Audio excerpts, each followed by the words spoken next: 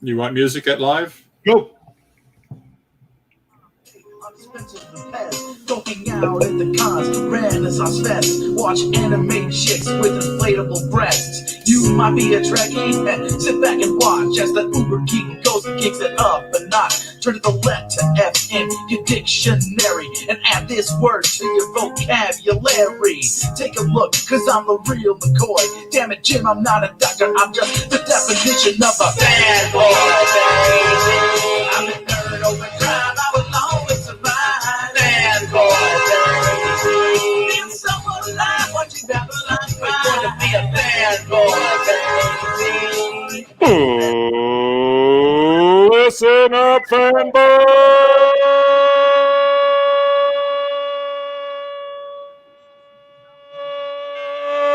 This is the Fanboy Planet Podcast! And here's your host, Derek McCaw. Hey, thank you, Nate. This is Derek McCaw, editor-in-chief of fanboyplanet.com. And I have with us, obviously, being a sound master tonight. Hey. Hey, I'm Rick Brett Snyder. And we've got a special guest tonight. I'm just going to bring it up. There he is. Hi, I'm Steve Mix of Green Machine Comics. And I got to run your banner across. Here we go. So Steve Mix is an entrepreneur, owner of Green Machine, co-owner of Green Machine Comics in Newark, California, in the New Park Mall. Is that correct? Yep, New Park Mall. Okay. And of course, as you all saw, we've got Nate Costa back, and I'm going to run his ad too, and that is wickedchickenwings.com. That is although I have to specify, as I found out, I have to specify to YouTube whether we're sponsored or not. I don't consider Wicked Chicken Wings or Wicked Chicken as the restaurant a sponsor so much as I want it to stay open. So Nate, as Public service announcement. Yeah, it really is. It really is. So we, of course, before we begin, if we talk about anything, this is awkward because we've got Steve here. If you cannot get a book we talk about on Fanboy Planet at Green Machine Comics, there is indeed an Amazon link on the Fanboy Planet website, and anything we are affiliated, any purchase you make that way can be through, will generate some revenue. But if I understand right, if I'm correct, Steve, the greenmachine.comics.com will ship books as well. Yes, we will. So, we might discuss something that is of a different, that maybe is not in your ordinary comic stuff. So maybe that's the case. Although I think tonight we're not. We're going to be talking pretty much comics. So, and I should also say that if you have any questions, comments, compliments, commentary, criticism, write into editor@fanboyplanet.com. As well, you can join the conversation through Facebook. Some of you would have been tonight on Facebook, but Facebook kicked us off. We just saw a gremlin run past you behind Nate. Anyway, there it is again. Did you see that? Did you guys see that? Okay. Anyway, you can follow us on Facebook. You can follow us on YouTube. There is obviously the Fanboy Planet channel, and they call them channels, right? You can follow us on Twitter and Instagram, all at Fanboy Planet. So without further ado, then, please let us talk. The big story this week is comics, and that is only one of the reasons that I brought in Steve Mix, because I'm very interested in talking to retailers right now in a thing where it's been this up and down, and especially comic shops that I think are cool and retailers that I think are cool. I want to be able to have a conversation. But the big news this week is that there were massive layoffs at Warner Media. So this is one of those, inside, it's, you got to go. AT&T, company that came in, bought Warner Brothers, which then means that they got DC, and they formed a new company to bring Warner Brothers Studios, films, animation, and television, and DC together as Warner Media. So anything that you actually are interested in that you consider entertaining is called Warner Media. Major layoffs, and it was all across the board. So I don't want to say, but the problem is that DC Comics, being a smaller subdivision, got hit really hard. the full numbers are not there yet. Apparently, yesterday a gag order was lowered on people, as often happens during these times. They said, please just don't talk about it. If you don't talk about it, we won't. I love when that happens. But of course, people are going to talk about it because they're trying to get jobs, although they are not officially leaving DC until October or November, unless they go someplace else. So anyway, 1/3 of the editorial staff has been laid off. And I shouldn't say, and administrative as well. That includes the DC Direct, the company, the subdivision that was handling licensing and handling toys. I guess some individual T-shirts, again, because DC Universe had a built-in store, and I think everything through that store was from DC Direct. That is gone. AT&T believes that they will be better served by licensing those things out. Most of the staff of DC Universe is gone. And I did notice on HBO Max that Harley Quinn has shown up.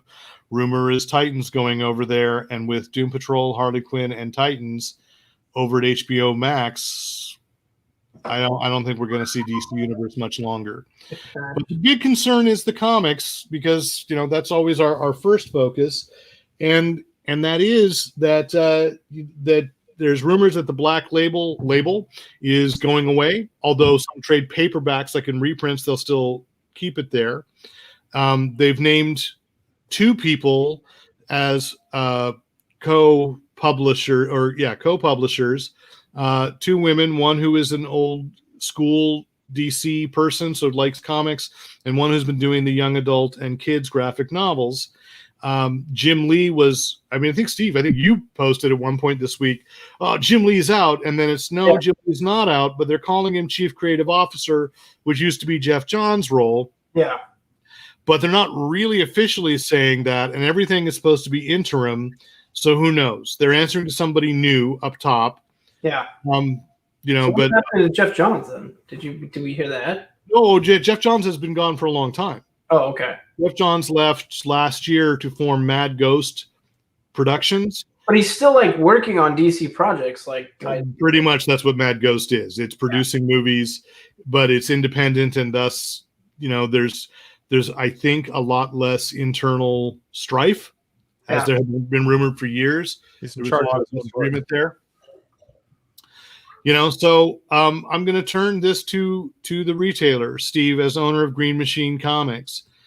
First of all, DC had also gone to 2 new distributors, and I think you're one of the people in favor of that now that you've experienced it, right? So you talk about that.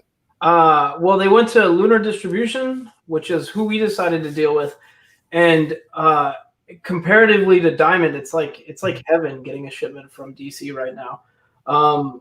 Diamond feels, there are times where it feels like they're price gouging us in weird ways and stuff like that. Lunar doesn't do that. When the Lunar shipment shows up, everything is wrapped perfect. There's bubble wrap. The comics are set in carefully. It doesn't feel like somebody's just throwing it across a warehouse into a box.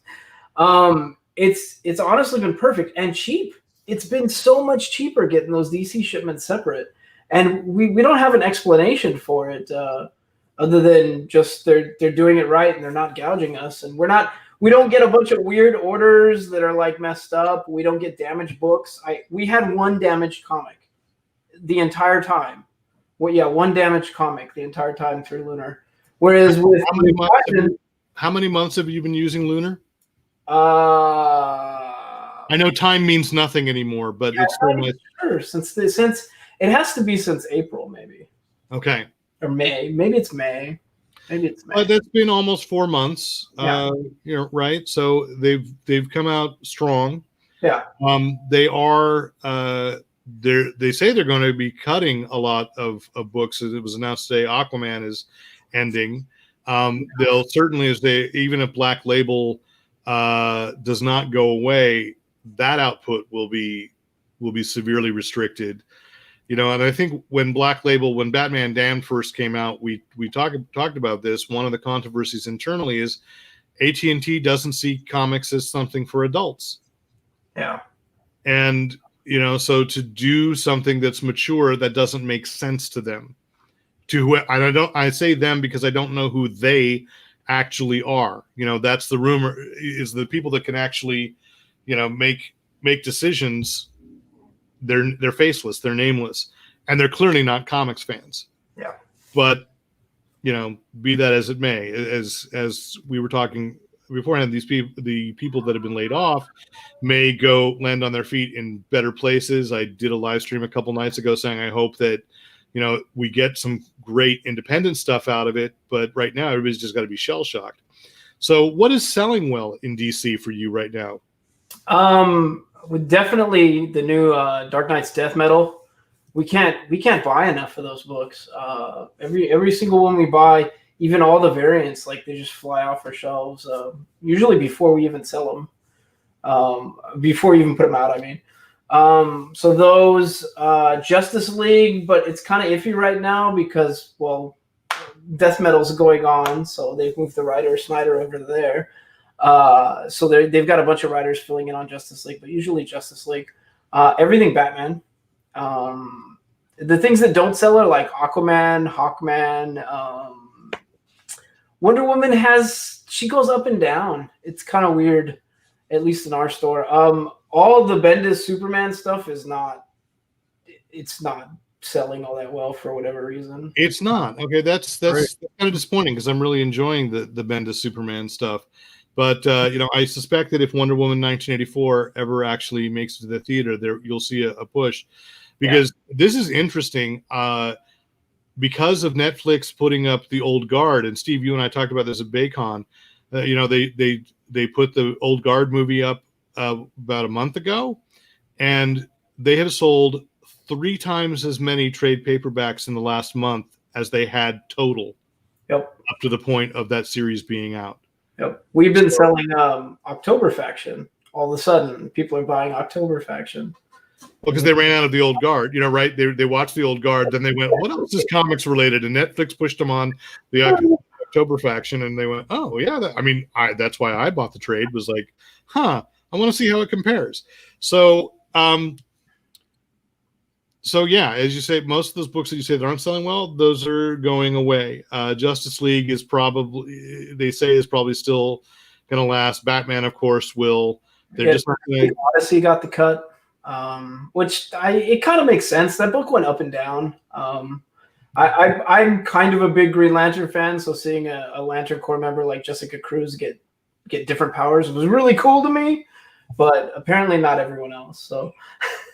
How about Legion or Metal Men or Legion doesn't sell well. Metal Men doesn't sell well. Okay. Onesie twosies here and there. We're still putting 3 on our shelf, but they're not. Well, but how much walkthrough business? Another interesting thing about your store is you are in a mall, in a state that pretty much you can't go into a mall. Yeah. So you're not getting walkthrough business. No. But you are doing curbside pickup. Yeah, we do curbside, but generally people who come for curbside, they know what they want to get. So we're not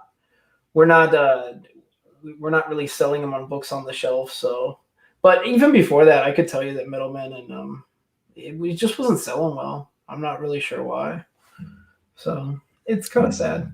Well, from that perspective, those are DC characters that the general public doesn't really know. What you've named as the top sellers are things that have so far, everybody knows Batman, and probably until they walk into your store think that Marvel publishes him. Yeah. And everybody knows Justice League as a concept. They're waiting for that Snyder cut. Did we mention, by the way, that Zack Snyder held his own Comic-Con called Justice Con at the same time as Comic-Con? I think we did. Yeah, I mean that's crazy. But anyway, so that that does make sense. But on the other hand, it disappoints me that we may not see a lot of more experimental things from DC other than the YA and the kids stuff, which used to be called Zoom and Ink. And I double checked this week when I wrote an article about it. Did they still have that imprint? They don't. They say graphic novels for young adults or graphic novels for kids. How do those sell in your store? Actually, every time they've come out, we've had pre-orders on them. A pretty good amount. You're talking about like the Catwoman. Yeah. I'm trying to think of who else was in it. There's at least 3 of them. They came out like last year. There's a Green Lantern one. There's a Zatanna in the House of Secrets. Yeah. What else have I picked up? Superman smashes the Klan. Oh yeah. That one sold really well in our store. So that one sold. The one I was thinking was like the Catwoman, and I'm trying to remember the other one. Although the Catwoman apparently had some kind of controversy around it with some questionable scenes or injuring animals or something. So it sold really well because of that reason. It was weird. I didn't read that one, so because I can barely keep up on the comics that I normally do, so I guess it looks like we lost Nate, but maybe we'll get him back. That's all right. So, what's next for DC? These are the predictions. Like I said, I think comics will still be there. I think Warner Media is very interested in maintaining these characters to license out as IP. I don't think it's the death of DC Comics. It's just it's going to be hobbling for a while at a time where it is difficult. But I do think it's the death of DC Universe. It's going to be it has been a slow death. But I'm hoping that they see a value in still having comics online that people. DC Universe, the streaming service, you mean? Yeah, just being a comic reader like the Marvel Comics Unlimited. Yeah. Do you know anything about the Justice League Dark series that was supposed to be coming out? Nothing new has come up. I mean, the reality is so many things have been suspended. It doesn't mean they're not going to happen. It's just they can't go back to filming yet.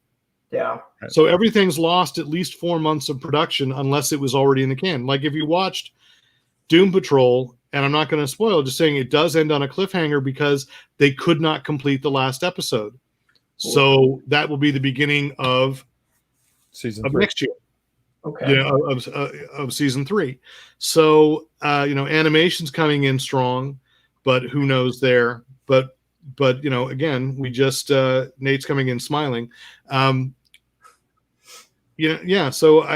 just don't know that. I think everything's going to be HBO Max because that's what the head of AT&T said. We just don't think of it as a shakeup. We're just refocusing. Everything's going fine. But when they labeled, they got about 6 million signups at the same time, like a week after Disney announced that they were over 60 million subscribers. And I think they announced, I'm not sure if this is true, confirmed yet, Bob Chapek may have announced that they're going to launch another streaming service for global because Hulu isn't outside of the US. So it's going to be Star, Disney Plus Star, that will carry the Hulu stuff. Or at least the Hulu stuff that Disney actually owns outright, which, let's face it, at this point, practically everything. Yeah. So yeah, it'll be interesting. I do also want to say, as I've been reading from a lot of friends that are artists and writers that have worked for DC, many of the people that were high profile that let go, not all, but many were people that Warner Media was going to find problematic because of their connection and perhaps defense of people that had, that have been kind of chased out of the industry for behavior. So it may have just been a really, I don't say a good way, but may have been a way of cleaning house. Convenient. Yeah. So, and it's one of those situations I just say, I don't know. I tend to believe the stories I've heard, but there really hasn't been proof there, but it is kind of an interesting coincidence. So, Rick, you said that you had a prediction, and well, you got Spider-Man into the Avengers, so I don't know. Rick sold his soul long ago. I don't know. I think that AT&T, like any large company, is always looking to see. They don't want to leave anything on the shelf. They don't want to leave any money hanging around. Where they could be making money. I think that there's a potential for DC as a comics company to get licensed to someone else to produce, and AT&T it would be like the inverse of what Marvel did with their characters, and Universal Studios still has the rights to that edition, the comic book versions of a number of characters for use in their theme parks. But the idea that somebody else takes on the risk of publishing these magazines, and AT&T just gets a cut and a licensing fee for the whole thing. So I what think you like- they should sell it to Disney. Well, yeah, Well, I've got friends at Disney that have predicted that for a long time. But the thing right now is, as I've said, Disney's already licensing out. All the Marvel kids books are through IDW, which is struggling, because that's the other reality that, right now, especially many people can't get to stores. And that's one of the things AT&T realized too, is they're selling very well in trade paperbacks at Amazon.com and Barnes and Noble, and perhaps the few bookstores that are mainstream that people can actually shop at. So that's where they see the cash cow is. So I don't know that they would license out. Is it when the best candidate for them to license to is barely interested in publishing their own comics, it seems, although they certainly brought in Conan and Star Wars, but I think, but Disney also licensed IDW has, again, kids books for Star Wars. Yeah. Strangely enough, no Kid Conan books yet. But wow, it's the mind reels. It's just a matter of time. No, there was an animated series. Oh, there was? Yeah, like a young Conan. You do a younger Conan. Yeah, I mean, because baby Conan. It's the Ivorian babies. Anyway, What do you do? Yeah. So, would Dark Horse pick it up? I mean, the thing is, every company, with the exception of Image at the moment, because Image is its own strange, and Nate knows more about that.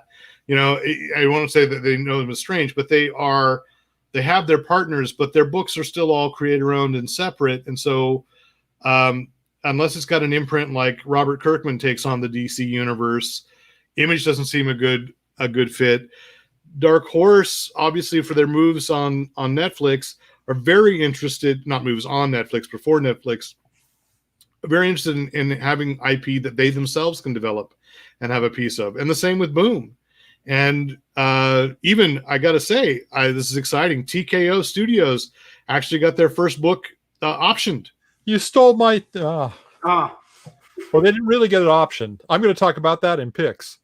Oh, okay. Well, that's a good pick then. All right. So I didn't say which one it was. Okay. But this is the first time. All I would say is it's not the one that I thought would be the one I wanted to see made into a film directly. I do have it, but and it's good because I think everything TKO still uses. We'll talk about it. We will talk about it. Yeah. So who's left? Oni? They don't have the. Maybe somebody could swoop it. I just don't think anybody has the market share to make it worth it. Although it could boost somebody's market share, but right now, yeah. I mean, we'll see. Comixology. Maybe they just license it all to Amazon. Will buy DC, and because Comixology is doing some decent stuff. I'm sorry to say that, Steve, but there are a lot of digital only comics, and that's the other thing is DC has also switched to a lot of digital only stuff or digital first. And if the sales are better there and the sales are better at Walmart, they're run by people who don't know the direct market. It's not the first time this has happened. Comic book stores came back from it when Marvel decided they understood better than comic book stores how to sell to comic book stores, and they were wrong. Mm-hmm. And then Marvel went for a couple of years. Hard to believe it was bankrupt and almost licensed to DC a couple of times. But those were different times. So we'll see. Yeah. So it's time for pick of the week then. Or Nate, go ahead, sing the song. Nope. What's in the bag? What's in the bag? What's in the bag? I love Steve, as you're new to this, or you've been on the podcast a couple of times, it's if there's a pick of the week that you would like to share. But I took you by surprise. I forgot to tell you. So I'll start with Rick. Rick, since you're dying to say now because I accidentally spoiled some of it, I didn't mean to.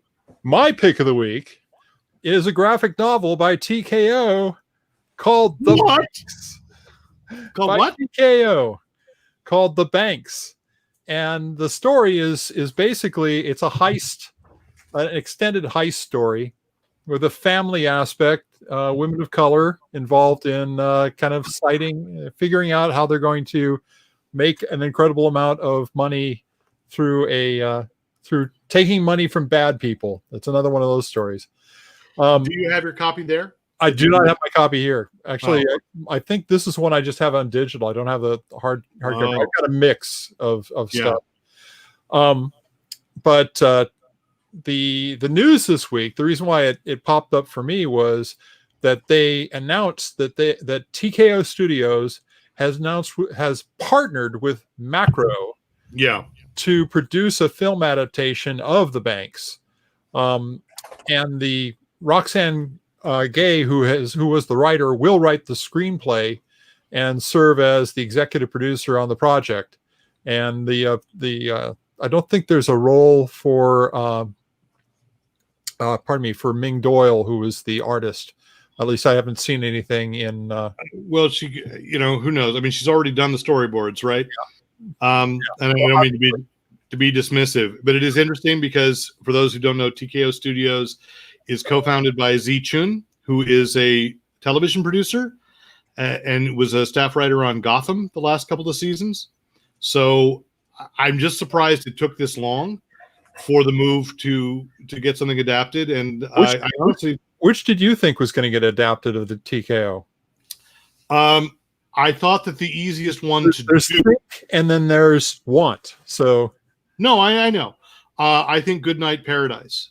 Okay. Would have been a great adaptation, very timely, very very issue oriented. I agree with that, because when you're looking from a small studio standpoint, you want one of the books that's not going to take a lot as far as production costs. And Goodnight Paradise and oddly enough, The Banks are the two that come to mind for big stories that they're more Tarantino-esque as far as the settings and what you have to do as far as special effects are involved. Prodigy would be that's the wrong. Sentient would be the one that I would. Oh no, I agree. I think Sentient that would be incredibly expensive. Is a great book. Steve, you say you're ready. I'm going to turn this over to you. I have a pick of the week and then a cheat of the week. So it won't be the first time. Pick of the week is Dark Knight's Death Metal. Oh, you jerk! That was mine. Okay. Yeah. I'm sorry. That's all right. So Snyder, Capullo, Clapian, and Placencia. Really, really awesome story that is going into. Well, I mean, it's Snyder, and Snyder really goes in directions that nobody sort of expects. And I was on the edge of my seat 3 or 4 times in this issue. It was awesome. Can I ask you a question, Steve? Yeah. So, obviously, you read the whole Metal series first, right? Yep. Were you happy with the way that ended? The ending was a little weird, and I'm not a huge ambiguous, maybe. Yeah, and it like they definitely pulled it out of the fire, but it was like there was nothing, no stone was left unturned in that. Yeah. We even had like Daniel the Dreamer in like the first issue. I think Scott Snyder writes Metal like it's his Grant Morrison book. Only you don't feel like with a Grant Morrison book that you have to read it 5 times and get the footnotes. He's just writing a metal book, and it's interesting because to me, Dark Knight's Metal is the book in continuity that has nothing to do with continuity, right? Which is what the YA novels, graphic novels, and the kids' books are doing. Is we're to this point, he's just telling stories with these characters, and any version of them that you want to use is there. I feel like I'm missing a lot between issues, and then it still catches me up. I don't care. It's all broad strokes. It's fun. Yeah. And I think the first issue with Batman with the Black Lantern ring was like, oh, that's not that. No. It was really a 2-part question for you. So, and this goes towards the Metal series. Do you think someone could come in the middle of this and start reading Dark Knight's Metal without having read the original Metal first? Maybe. Honestly, maybe. I mean, as long as you know that the Batman Who Laughs is the bad guy, I think you'd be okay. Maybe the confusion might happen with the special metal that Luther's bringing in now. So maybe. You know what? Well, I think it takes me back.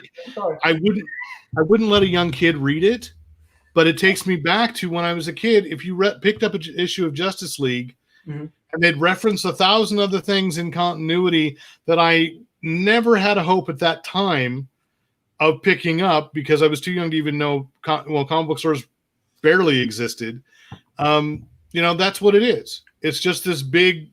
I hear heavy metal playing. There are occasionally softer. Jethro Tull comes in. It's not really heavy metal, though. That's their one Grammy. So it's an interesting. It's fun. Yeah. So we'll see. Nate, or you had a cheat though, Steve. What's your cheat? I've got a cheat, and I don't know how or why this happened. Maybe because Diamond is switching over and getting rid of DC books or something. I ordered the Doomsday Clock hardcover Part 2 Jeff Johns. When it came, it still rang up as the Doomsday Clock Part 2 Jeff Johns hardcover, but it came as both Part 1. Box set. Are they hardcovers? $24, and it's labeled on the back as $24. They're both hardcovers. I think they're both hardcovers. Maybe they're not. No, they're both hardcovers. So I don't know how or why, but $24. If you order the Doomsday Clock hardcover number 2, it may come with both parts for only $24. Do you ship to Studio City? We will. We'll talk, Steve. We'll Steve, talk. Steve, one hint for you as far as stocking in your store. If you are seriously having people if Dark Knight's Metal is blowing off your shelves. Yeah. Cryptozoic's DC deck building game. Yeah. The next one coming out is Dark Knight's Metal. Yeah, I saw it. I've seen it played, and it looks like the best one in that series so far. Okay. So probably worth stocking. Yeah, I'll check it out. Right. Cool. Nate, what's on in your bag? My bag is a couple weeks old. That's okay. And I don't know if you guys are talking about this, but it's another friend of the program written I'm book. all for it. Yes, Oh, yeah. I did. Number one, I did make as a pick of the week in the dark times without Nate Costa, but that's a great series. Number 4, love it. And it's Aftershock. I've never even heard of Aftershock. I don't know how they do some really good books. I don't know how, like, Layman is an image guy. I don't know how they didn't say, yeah, go ahead and do that book. But you know what? It's getting published, and that's all that really matters. I think that's his second book for Aftershock. Is it? I think the one about was it Emily and the Egret? I thought that was Image. No, I think it that was not? Aftershock. It was Eleanor and the Egret. Eleanor and the Egret. Yeah. Anyway, but yeah, great book. It is a great book, and it goes, and it's like, and this one has a few answers as to why things keep going crazy when nothing really, he doesn't seem to, everybody knows don't mess up the past because you'll mess up the future. And the guy doesn't really do anything in the past, but he comes back to the future and is always completely messed up. So this one has a few answers as to why that's happening. Yes, I love that. I'm going to, at the risk of being Nate-ish, because Death Metal, I'm going to go. That was my second book, but I don't have it yet. With this. Yeah. So the latest issue of The Immortal Hulk, I will go fast because we say always the same thing, which is, I loved Peter David's run. I loved Planet Hulk from Greg Pak. I thought nothing was ever going to top Planet Hulk in my heart, and The Immortal Hulk absolutely has, and I wish and hope that someday they get all the rights straightened out and adapt part of this to film, because it's a heck of a horror film. And every time I think it's about played out, like, okay, next 1 or 2 issues, they got to wrap this up, and they're not going to find another way to creep me out. Oh yeah, and it's just fantastic. So, The Immortal Hulk, and you can get those trades. I will probably. My son has already told me several times. Oh yeah, you will be getting the deluxe hardcovers. And even though I'm giving him every issue, but Get he's a like, job, "No, I kid." want the hardcover." He knows. He knows. So anyway, those are the books we're recommending, and you can get all of them, right? Mhm. Steve at Green Machine Comics. You can. You Yep. can. Okay. So we'll talk a little bit about because we have been talking movies and streaming. I do want to say, by the way, that a movie at CineQuest, though I have no idea what's happening with the rest of CineQuest 2020, a movie that was one of the best of CineQuest 2020, Before the Fire, is getting nationwide release on Friday, August 14th. And, there's a review on Fanboy Planet. It's going to be in theaters where theaters are open, and it will be on video on demand as well. And it was a movie shot a year ago, and it is a movie about now. Yeah. And it's absolutely worth seeking out. I don't know if I want to call it science fiction. It sort of is Speculative fiction. speculative. It was speculative fiction when it was written. It is now, it's a movie about a pandemic and a small town's going to a small town and the response to a pandemic. And there are plenty of projects that are going that way. We did mention last week that Mulan was coming to Disney Plus on September 4th for $30. And then I guess at some undisclosed time in the future, it will just become part of Disney Plus. So, kind of torn, like, well, yeah, I'd still spend, if a theater was open, I would have spent $45 on tickets. But Disney is still holding fast that on August 28th, the New Mutants is coming out. Really? I didn't know that. Yeah, well, or we should say this: they're holding fast.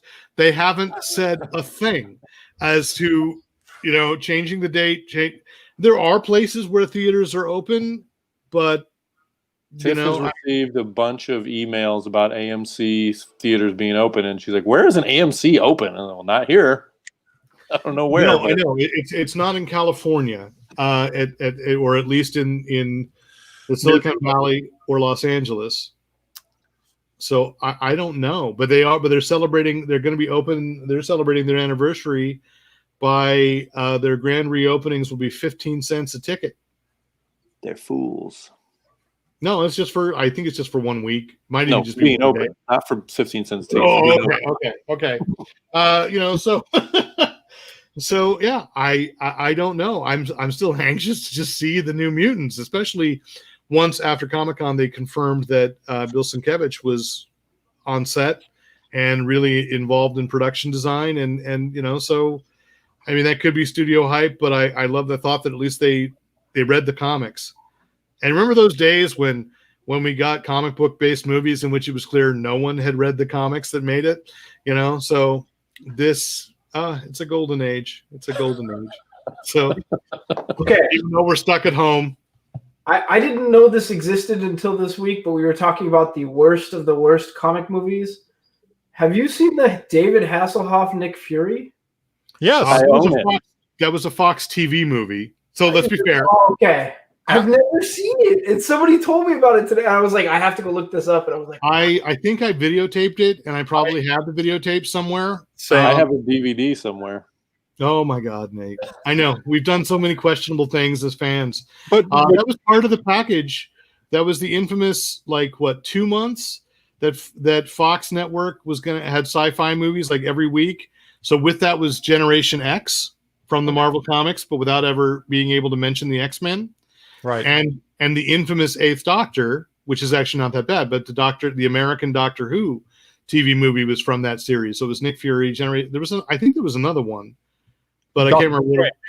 It was what? No, not. I'm thinking of the other ones that came before, like Doctor Strange and the Incredible Hulk and that kind of stuff. So those were CBS, right? Yeah. So, but again, when you think about it, of the time, that wasn't a horrible Nick Fury movie. I mean, it was passable. I mean, he wore an eye patch at least, Yeah. Yeah, Captain America wore a motorcycle helmet. Oh my God! I mean, And who was it? Was it Lisa Rinna was Valentina? I think. I don't remember.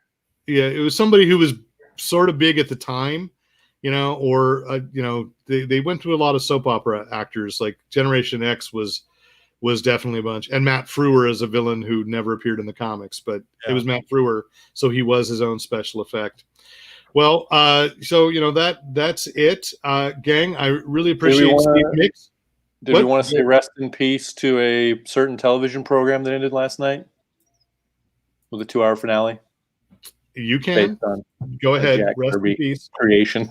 Agents of S.H.I.E.L.D. is over. I've watched the last 3 episodes. Don't say anything. I won't say anything other than it ended. It ended. Thank you. It ended, and I wasn't sitting there going, "This is the dumbest thing I've ever seen." So you have that to look forward to. You were satisfied by the ending. That's good. I wouldn't say I was completely satisfied, but it wasn't stupid. Okay. That was the cast that obviously got along and had a good time. I was worried when first of all, when last season, you knew it was the season before the last season, and Coulson is like this weird, not Coulson guy, 90% of the season. Exactly. And then this season starts, and they start doing all these flashbacks. I was like, okay, what are they doing? This is the last season. Tell a story that makes sense. And they made it make sense. So that was all right. All right, good. And that's, I think, the last of Marvel Television as a separate organization. Oh, Hellstrom. We're still going to see Hellstrom, the series that Marvel and Disney want you to not realize are Disney and Marvel. So, once you take away the one L, that makes it safe for the kids. Yeah. It's pronounced slightly differently. Hellstrom. No. That's good too. Yeah, I don't think so, Rick. So I hope you all were also saying rest in peace to Rick's podcasting career. All right. Anyway, thank you, Steve, for coming in. I know, it's really good to talk to you, especially since I think by now we should have been at a convention or two. Rick, Steve, and myself, and those got. I probably would have made it to one of those. But can I say this is all the times I've done your podcast, I've never actually seen Nate. So this is the first time I've seen him. Here, I'm going to bring him in close again. There you go. Take a good, deep look. Steve Mix, look at him. Drink it in. Look at him. Yeah, he's magnificent. Anyway, like a proud gazelle. Standing stock still. Anyway, we've welcome to have Nate back. Hoping we're going to have Nate back on a more regular basis, depending on the cooperation of small children and technology. And so technology seems to be the bigger pain right now. Okay, well, again, I will remind people that if you are in Southern California and you are in the Santa Clarita area, Wicked Chicken, Santa Clara, California, Northern California, Wicked Chicken is available there. And Tucson, was that the new one? Scottsdale, Arizona. I've been to Scottsdale. Yes, and soon let's to open. Just say that Santa Clarita has been in the news for all the wrong reasons this summer, but Wicked Chicken is good. Okay, good. And soon to open in Fargo, North Dakota. So we're looking forward to that, which is changing its name, by the way, to Santa Farglera. So it's to match. So all right, we have Rick got up an oldie and a goodie. We have someone else to do our sign off tonight. So just to remind ourselves that we also missed this show. So. Good night, Steve. Good night, Rick. Good night, Nate. And good night, everybody. And tell us, and Rick, will you play us off? Hello, I am the Monarch, and I am currently chasing Dr. Venture around. That's so sweet. I just wanted to remind you to use your powers only for good.